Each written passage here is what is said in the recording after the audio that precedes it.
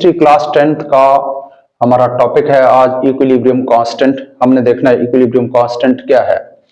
Equilibrium constant को देखेंगे और फिर हमने इसके यूनिट्स देखेंगे। तो सबसे पहले हम देखेंगे इक्विलिब्रियम कांस्टेंट क्या है। इसको समझने के लिए मैं एक जनरल रिएक्शन लिख रहा हूं, A प्लस बी ये कन्वर्ट हो रहा है C प्लस डी में।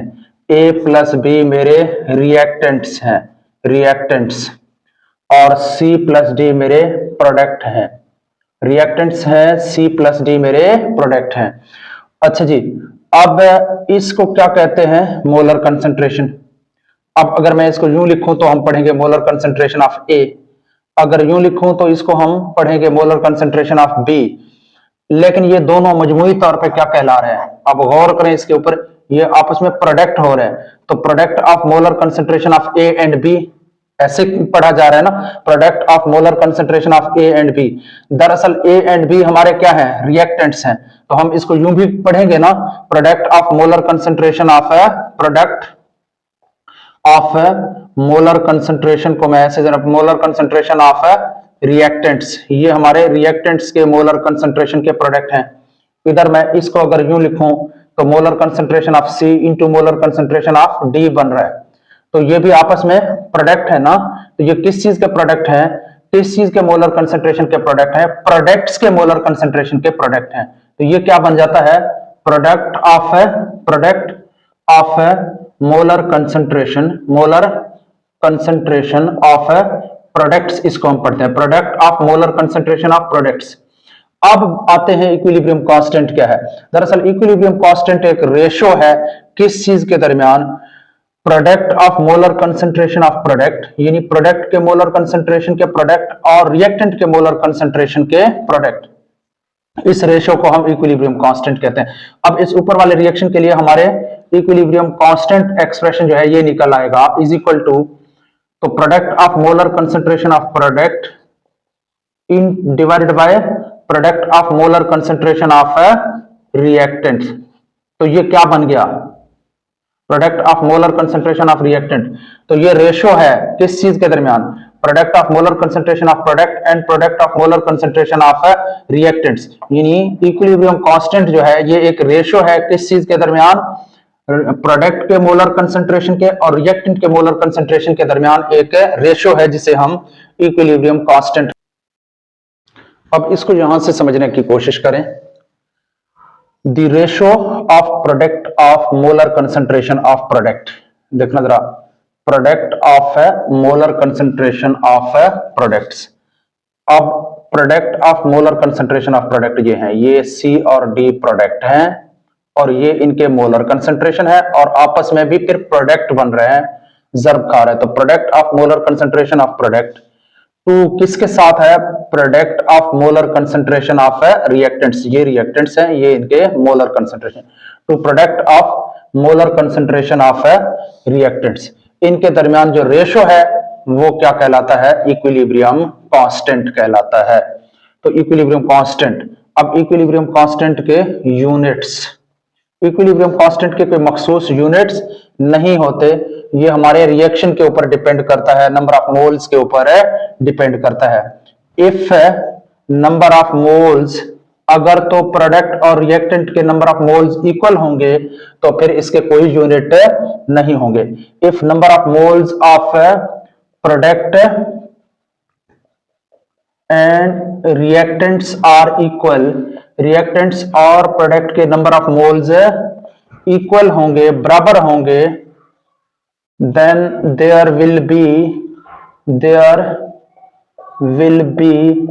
no units for Kc, no units for Kc, फिर Kc के कोई यूनिट्स नहीं होंगे अगर इसमें जो है मोल्स बराबर होंगे रिएक्टेंट और प्रोडक्ट के। अब इसको समझने के लिए मैं यहां पे एग्जांपल दूंगा एक। अच्छा जी, अब मेरे पास है एक reaction H2 plus I2, hydrogen और आयोडीन मिलकर बना रहे हैं हाइड्रोजन आयोडाइड HI। इस इक्वेशन को बैलेंस करते हैं, इस साइड पे 2 हाइड्रोजन, इस साइड पे एक, तो हम क्या करेंगे इसको 2 कर देंगे। इस साइड पे 2 आयोडीन, तो इस साइड पे भी 2, इक्वेशन हमारा हो गया बैलेंस। अच्छा जी, अब हमने क्या करना है, इसकी Kc की वैल्यू फाइंड करना है। Kc इज इक्वल टू, अब मैं डायरेक्ट फाइंड अगर आप करें तो आ जाएगा HI मोलर कंसंट्रेशन का square divided by H2 into I2 molar concentration.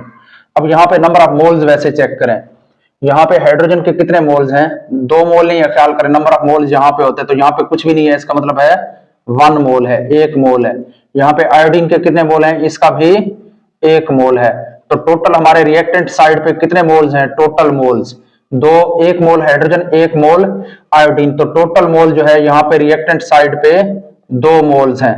अब प्रोडक्ट साइड पे आते हैं, यहाँ पे ये देखें ये 2 लिखा हुआ है HI, यानी हाइड्रोजन आयोडाइड के 2 मोल्स हैं, यहाँ पे 2 मोल्स। अब इस इक्वेशन के अंदर हमारे रिएक्टेंट और प्रोडक्ट के नंबर ऑफ मोल्स इक्वल है, 2 मोल हमारे पास रिएक्टेंट है, 2 मोल हमारे पास प्रोडक्ट है, तो यहाँ पे Kc के यूनिट्स नहीं होंगे, इक्विलिब्रियम कांस्टेंट के कोई यूनिट यहाँ पे नहीं होंगे।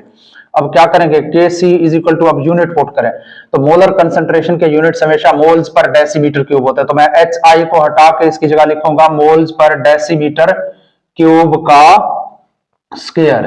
क्यों, क्योंकि ये मोलर कंसंट्रेशन है और मोलर कंसंट्रेशन के जो यूनिट्स हैं वो मोल्स पर डेसीमीटर क्यूब होते हैं, डिवाइडेड बाय H2 को हटा के उसकी जगह लिखूंगा moles per decimetre cube into iodine को हटा के इसकी जगह लिखूंगा मोल्स पर डेसीमीटर क्यूब। अब देखना जरा, ये मोल पर डेसीमीटर क्यूब इससे कट जाएगा, ये मोल पर डेसीमीटर क्यूब इससे कट जाएगा, तो मेरे पास जवाब आएगा 1, यानी कि इसका कोई यूनिट नहीं है। अब यहाँ पे एक और रिएक्शन देखते हैं, उसमें भी हम नंबर ऑफ मोल्स को सेम रखने की कोशिश करेंगे। H2 plus O2 H2O। अब यहाँ पे जो है, अब यहाँ पे मोल जो है सेम नहीं होंगे, यहाँ पे हाइड्रोजन के 2 हाइड्रोजन, यहाँ पे 2 ऑक्सीजन, यहाँ पे 1 ऑक्सीजन, तो क्या करेंगे यहाँ पे 2 से मल्टीप्लाई करेंगे, हमारे पास 2 ऑक्सीजन, लेकिन हाइड्रोजन 4 हो गए, तो यहाँ पे क्या करेंगे 2। अब हमारे रिएक्टेंट के नंबर ऑफ मोल्स कितने हैं, रिएक्टेंट के नंबर ऑफ मोल जो है 2 मोल है हमारे पास हाइड्रोजन के, 1 मोल है ऑक्सीजन का, 2 मोल इसके प्लस 1 मोल इसका, तो टोटल मोल हमारे पास कितने आ गए 3 मोल हमारे पास रिएक्टेंट है। प्रोडक्ट के हमारे पास कितने मोल्स हैं, 2 मोल्स हैं, 2 मोल्स। अब यहाँ पे हमारे रिएक्टेंट और प्रोडक्ट के मोल्स की तादाद सेम नहीं है, बराबर नहीं है, ये रिएक्टेंट के 3 मोल्स हैं, प्रोडक्ट के 2 मोल्स हैं।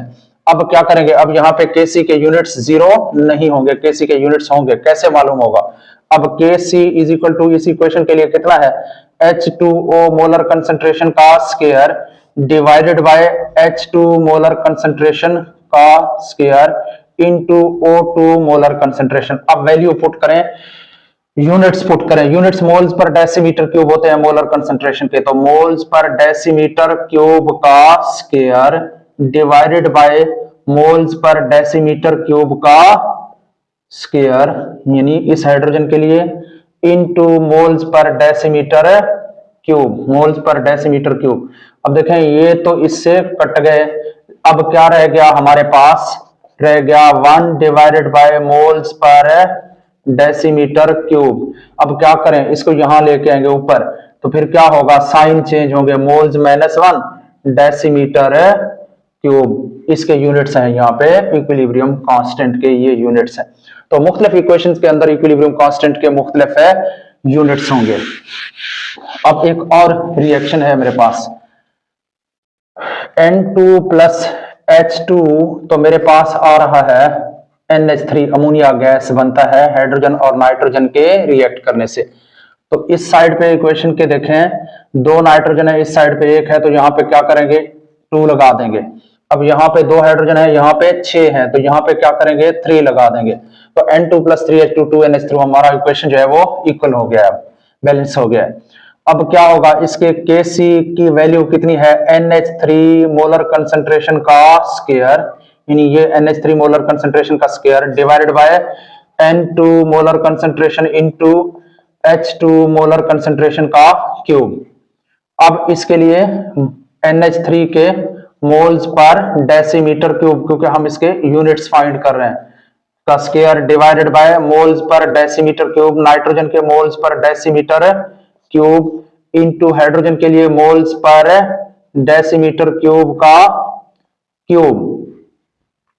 अच्छा जी, अब क्या होगा, अब देखना जरा, ये देखें ये कट गया पूरा, ये कट गया, यहां पे ये दोनों कट गए, लेकिन यहां पे एक, चलो इसको इस तरह करते हैं, इसको भी काट देते हैं, यहां से भी एक काट देते हैं, दो दो बाकी रह जाएंगे, एक कट गया तो एक इससे कट जाता है, एक इनमें से कट जाएगा तो इसका स्क्वायर भी कट जाएगा, तो क्या होगा 1, ऊपर वाले सारे कट गए, लेकिन यहां पे मोल्स पर डेसीमीटर क्यूब का स्क्वायर बाकी है अब, क्योंकि क्यूब में से अब एक जो है वो 1 मोल पर डेसीमीटर क्यूब हमारा यहां पे कट जाता है।